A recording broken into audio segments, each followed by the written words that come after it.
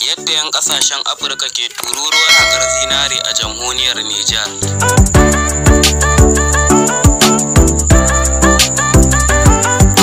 Bayanai sun nuna cewa aƙalla mutane 5,000 daga sassan yammacin Afirka ne suke tururuwa domin haƙar zinare a gundumar Maganofa da ke jihar Maradi.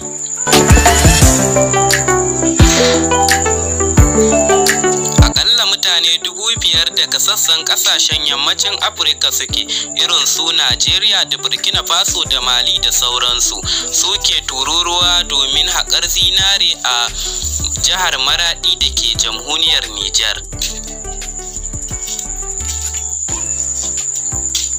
Allah ya albarkaci Nijar da ma'adanan ƙasa daban-daban kamar irin su man fetur da gawayi da sauransu.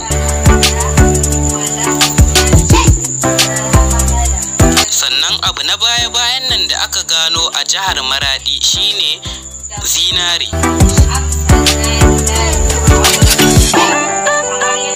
Wannan ne yasa tuni dubbannan jama'a daga sassan ƙasashe makwabta suka ziyarci yankin tare da haƙar zinaren. Wakilin BBC na daga cikin tawagar gwamnatin jihar Katsinar Maradi, Alhaji Zakari, a lokacin da ya ziyarci yankin.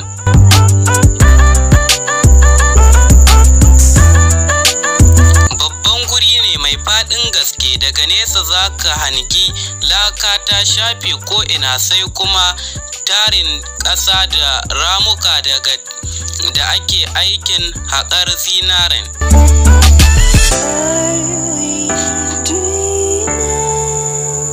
Idan ka matso kusa kuwa, abu na farko da za ka fara ji shine surutu na ɗaruruwan mutane da ke yin yini cikin rana.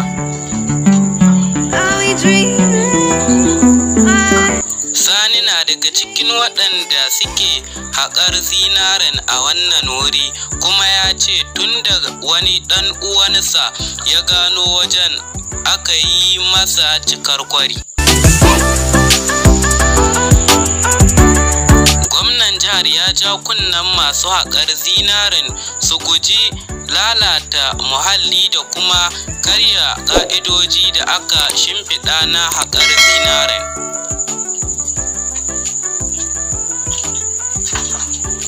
Baya ga masu aikin haƙar zinaren, akwai ƙananan 'yan kasuwa da ke siye da abinci da kayan sha da sauransu.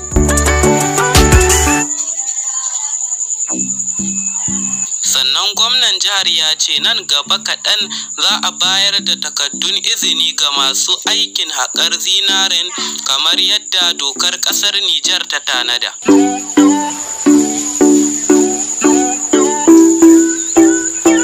Sai mun haɗa a wasu sababbin labaran, amma idan wannan ne farkon shigowarka na wannan channel, muna roƙonka da ka danna mana alamar subscribe, sannan ka taɓa alamar ƙararrawa. Hakan ne zai sa daga zarar mun saki sababbin labarai zai zo gare ka kai tsaye.